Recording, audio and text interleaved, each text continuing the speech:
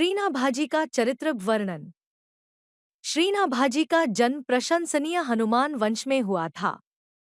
आश्चर्यजनक एक नई बात यह जानिए कि ये जन्म से ही नेत्रहीन थे। जब इनकी आयु 5 वर्ष की हुई, उसी समय अकाल के दोहक से दुहखित माता इन्हें वन में छोड़ गई।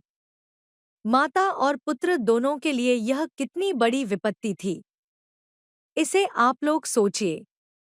दैवयोग से श्री किल्हदेव जी और श्री अग्रदेव जी दोनों महापुरुष उसी मार्ग से दर्शन देते हुए निकले।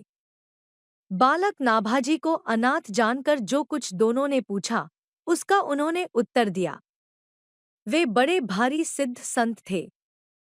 उन्होंने अपने कमंडलू से जल लेकर नाभाजी के नेत्रों पर छिड़क दिया।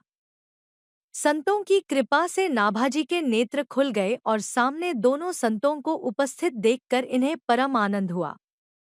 दोनों सिद्ध महापुरुषों के दर्शन कर नाभाजी उनके चरणों में पड़ गए। उनके नेत्रों में आंसू आ गए। दोनों संत कृपा करके बालक नाभाजी को अपने साथ लाए। श्री किल्हदेव जी की आज्ञा पाकर श्री अग्रदेव जी ने इन्हें राम मंत्र का उपदेश दिया और नारायण दास यह नाम रखा। गलता आश्रम, जयपुर में साधु सेवा प्रकट प्रसिद्ध थी। वहां सर्वदा संत समूह विराजमान रहता था। श्री अग्रदेव जी ने संत सेवा के महत्व को जानकर और संत सेवा से ही यह समर्थ होकर जीवों का कल्याण करने वाला बनेगा, यह अनुमान कर नाभाजी को संतों की सेवा में लगा दिया। संतों के चरणोदक तथा उनके शीत प्रसाद का सेवन करने से श्रीनाभाजी का संतों में अपार प्रेम हो गया। इन्होंने भक्तिरस की रीतियां जान ली। इससे इनके हृदय में अद्भुत प्रेमानंद छा गया।